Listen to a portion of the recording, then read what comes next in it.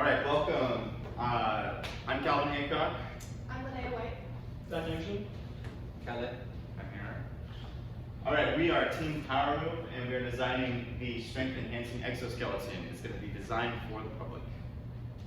All right, so for our problem space, we've got a few facts right here. For our first one, we said that 35.5 million people move houses each year.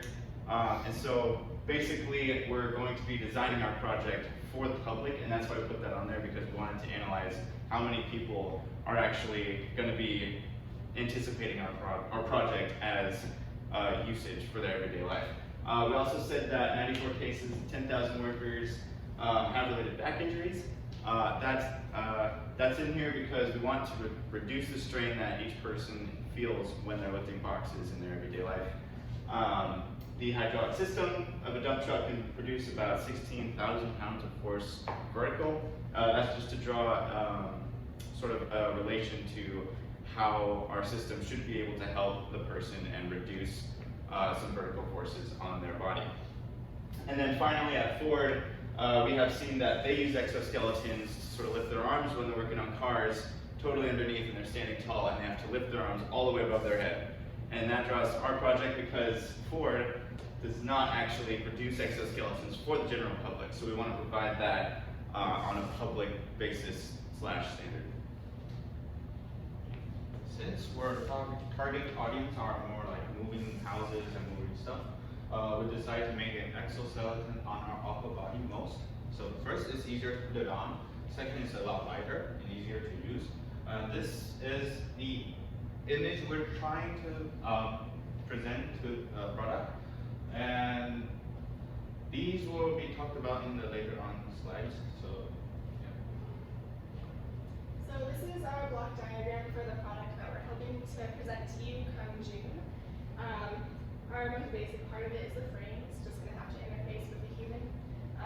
And then it will take input from that person through force sensors, which will be communicated to a microcontroller, which will be able to make decisions about whether or not to send that information to the pump and the valve in order to increase or decrease force. It will be powered by some sort of power source. We're hoping for a battery, although we're going to be analyzing power consumption to see if that's actually possible at this point. We will have an on-off switch so that the user can turn it off if anything starts to go wrong. On the mechanical side, we've got a hydraulic system over here. We're going to have a fluid reservoir that will probably be carried on the user's back. It will have cooling involved, probably some sort of fins or heat sink. And that's because the hydraulics generate a fair bit of excess heat when they're actually being pumped in and out for the fluid. And it definitely needs a pump and a valve in order to get your fluid into the actuators. And we're actually hoping to have a mechanical brake involved in this. And we'll be going through that design a little bit. In our critical path, one of the key points to understand the current market usage and how the current using the usage is at this point.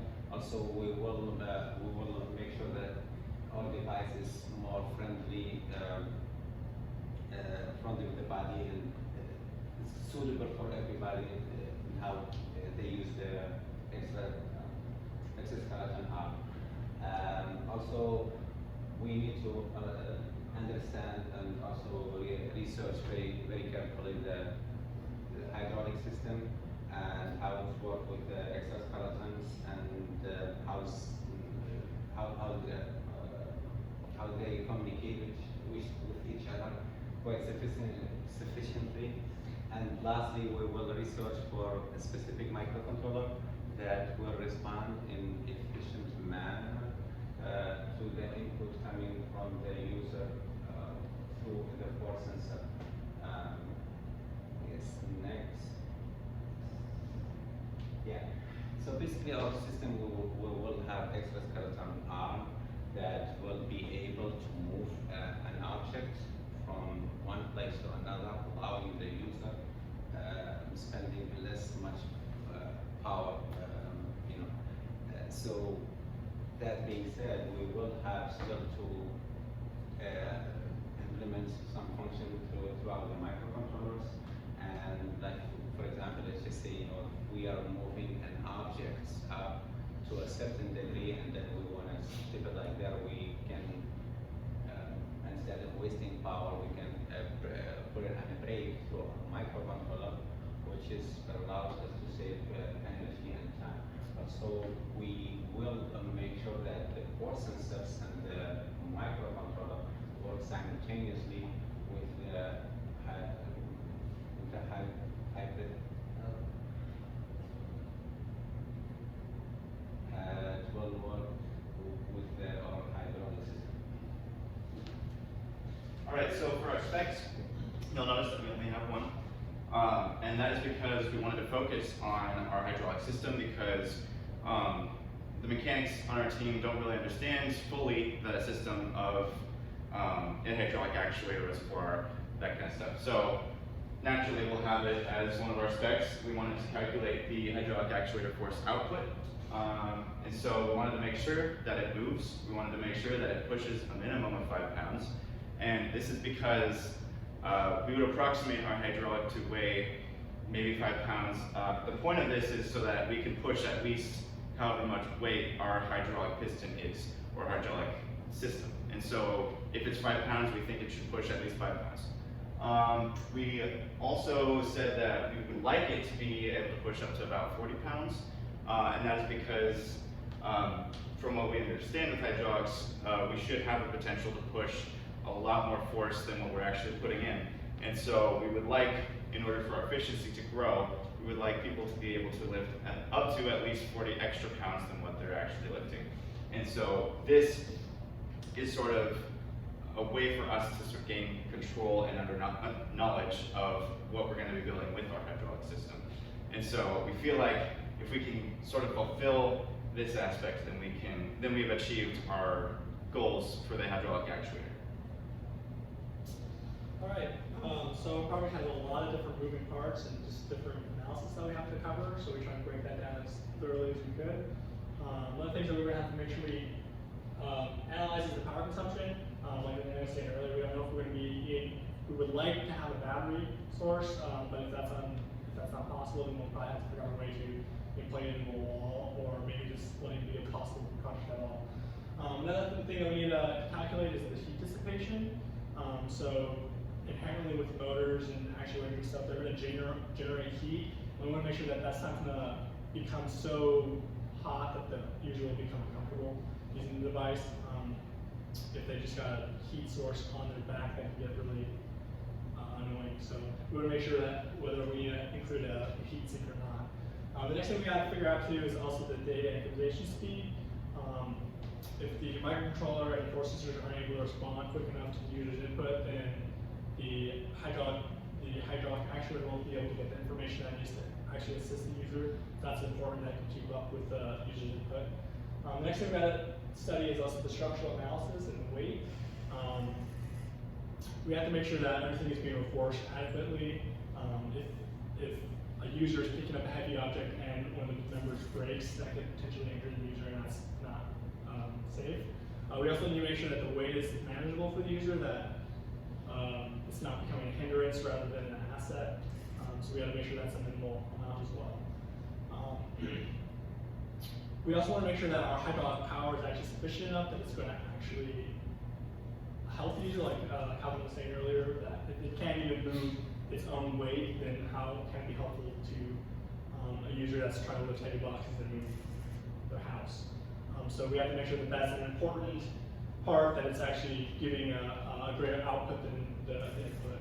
And also we have to make sure that the pump speed is quick enough that it can move the fluid from the hydraulic reservoir into the hydraulic actuator quick enough that, again, it kind of goes back to the activation speed, that if the pump can't keep up with the user's movement and the hydraulic actuator isn't able to respond appropriately, then again, it won't work properly.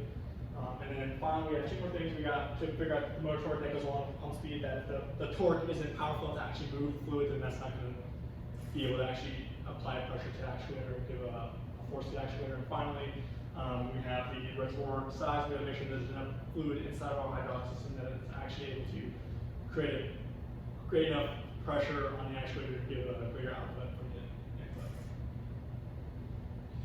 So, since we only have 5 weeks left. Our goal for this quarter is gonna make one arm, try to get on one arm to work and test everything out.